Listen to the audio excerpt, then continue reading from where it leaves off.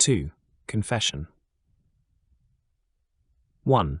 To the Buddhas, those thus gone, and to the sacred Dharma, spotless and supremely rare, and to the Buddha's offspring, oceans of good qualities, that I might gain this precious attitude, I make a perfect offering. 2. I offer every fruit and flower, every kind of healing draught, and all the precious gems the world contains, with all pure waters of refreshment. 3. Every mountain wrought of precious jewels, all sweet and lonely forest groves, the trees of paradise adorned with blossom, trees with branches bowed with perfect fruit. 4. The perfumed fragrance of divine and other realms, all incense, wishing trees and trees of gems, all crops that grow without the tiller's care, and every sumptuous object worthy to be offered. 5. Lakes and meres adorned with lotuses, delightful with the sweet-voiced cries of waterbirds, and everything unclaimed and free, extending to the margins of the boundless sky. 6. I hold them all before my mind, and to the mighty sage, the greatest of our kind, and to his heirs I make a perfect offering. Sublime recipients, compassionate lords, O think of me with love, accept these gifts of mine. 7. For destitute of merit, I am very poor, I have no other wealth, and so protectors, you whose wise intentions are for others' good, in your great power, receive them for my sake. 8. Enlightened ones, and all your Bodhisattva heirs, I offer you my body throughout all my lives. Supreme courageous ones, accept me totally, for with devotion I will be your slave. 9. For if you will accept me, I will be undaunted by samsara and will act for being's sake. I'll leave behind the evils of my past, and ever after turn my face from them. A bathing chamber excellently fragrant, with even floors of crystal, radiant and clear, and graceful pillars shimmering with gems, all hung about with gleaming canopies of pearls. 11. There the blissful Buddhas and their heirs I'll bathe with many a precious vase, abrim with water fragrant and delightful, all to frequent strains of melody and song. 12. With cloths of unexampled quality, with spotless perfumed towels I will dry them, and offer splendid scented clothes, well dyed and of surpassing excellence. With different garments, light and supple, and 100 beautiful adornments, I will grace sublime Samantabhadra, Manjugoha, Lokeshvara, and their kin. 14. And with a sumptuous fragrance which pervades 1,000 million worlds, I will anoint the bodies of the mighty sages, gleaming bright like burnished gold, refined and cleansed. 15. I place before the mighty sages, perfect objects of my worship, glorious flowers like lotus and mandarava, the utpala, and other fragrant blossoms, worked and twined in lovely scented garlands. 16. I will offer swelling clouds of frankincense, whose ambient perfume ravishes the mind, and various foods and every kind of drink, all delicacies worthy of the gods. 17. I will offer precious lamps arranged in rows on lotuses of gold, a carpet of sweet flowers scattering upon the level, incense-sprinkled ground. To those whose very nature is compassion, I will give vast palaces, resounding with fair praise, all decked with precious pearls and beauteous pendant gems, gleaming jewels that deck the amplitude of space. 19. Fair and precious parasols adorned with golden shafts, all bordered round with hems of precious jewels, upright, well-proportioned, pleasing to the eye. Again, all this I give to all the Buddhas. 20. May a host of other offerings, and clouds of ravishing sweet melody that solaces the pain of living beings arise and constantly abide. 21. May rains of flowers and every precious gem fall down in an unceasing stream upon the jewels of sacred Dharma, images, and all supports for offering. Just as Manjugo, Ha, and the like made offering to all the conquerors, I do likewise to all the Buddhas our protectors, and to all their Bodhisattva children. To these vast oceans of good qualities I offer praise, a sea of airs and harmonies. May clouds of tuneful eulogy ascend unceasingly before them. To Buddhas of the past, the present, and all future time, and to the Dharma and sublime assembly, with bodies many as the grains of dust upon the earth, I will prostrate and bow. 25. To shrines and all supports of bodhicitta I bow down, to abbots who transmit the vows, to every learned master, and to all sublime practitioners of Dharma. 26. Until the essence of enlightenment is reached, I go for refuge to the Buddhas. Also I take refuge in the Dharma and in all the host of Bodhisattvas. 27.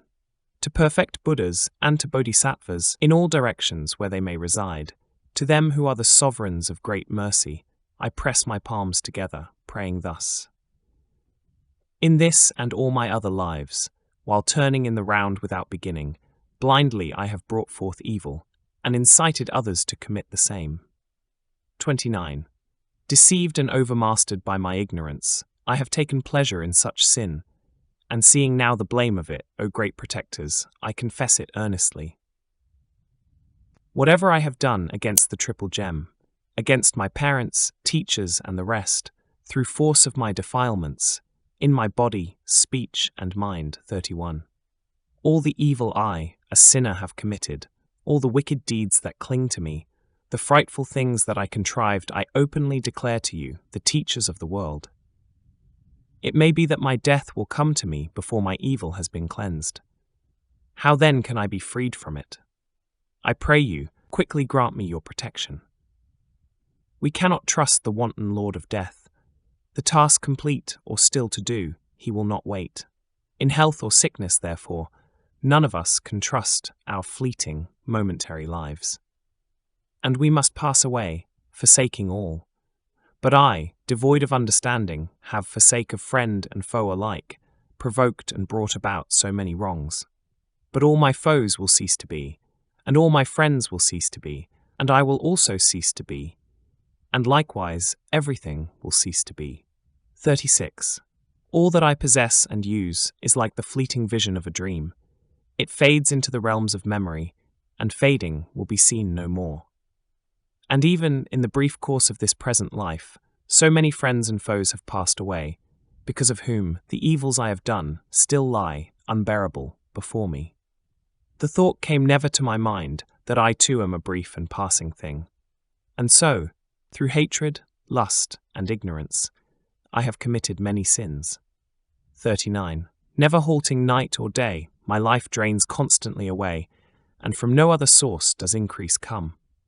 How can there not be death for such as me? 40. There I'll be, prostrate upon my bed, and all around my family and friends. But I alone shall be the one to feel the cutting of the thread of life. 41. And when the heralds of the deadly king have gripped me, what help to me will be my friends and kin? For then life's virtue is my one defence, and this, alas, is what I shrugged away. O protectors, I, so little heeding, hardly guessed at horror such as this, and all for this brief transient existence, I have done so many evil things. 43. The day they take him to the scaffold, where they will tear off his limbs, a man is changed, transfigured by his fear. His mouth is dry, his eyes start from his brow. No need to say how stricken I shall be, when overcome and sick with dreadful fear, I'm seized by forms so horrible to see, the frightful servants of the Lord of Death. 45. Who can give me safe protection from this horror, from this frightful dread? And then I'll search the four directions, seeking help, with panic-stricken eyes. 46. But in those four directions no protection shall I find, and I shall sink into despairing woe. No refuge will there be for me. At such a time what shall I do? Thus, from this day forward I take refuge in the Buddhas, guardians of beings, who labour to protect all wanderers, those mighty ones who scatter every fear. And in the Dharma they have realized in their hearts, which drives away the terrors of samsara, and in all the host of Bodhisattvas, likewise, I will perfectly take refuge. 49. Gripped by dread, beside myself with anguish, to Samantabhadra I will give myself. My body I myself will give to Manjugoha, gentle and melodious. 50. To him whose deeds of mercy never fail, my Lord Avalokita, I cry out from depths of misery, protect me now an evildoer. As, now to the noble one, Akashagarbha, and to Kahitagarbha, from my heart I call. To all protectors, great, compassionate, I cry to them in search of refuge. 52. To Vajrappa I shall fly, For at the sight of him all vengeful things like Yama's host escape in terror to the four directions. Formerly your words I have transgressed, but having seen these terrors all around, I come to you for refuge praying, swiftly drive away my fear. For if, alarmed by common ailments, I must implement the doctor's words, what need to speak of when I'm constantly brought low by ills like lust and faults 100-fold? 55.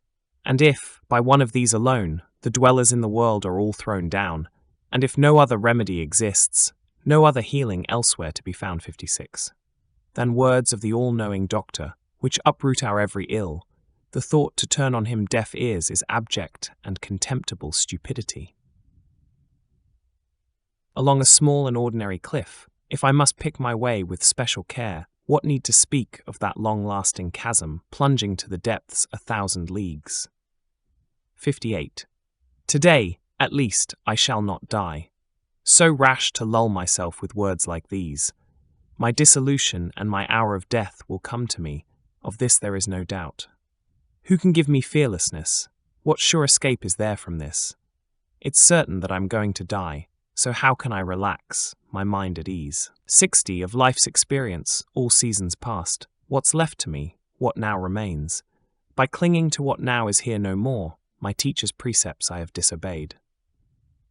And when this life is left behind, and with it all my kith and kin, I must set out on strange paths all alone. Why make so much of all my friends and foes? How instead can I make sure to rid myself of evil, only cause of sorrow? This should be my one concern, my only thought both night and day. 63.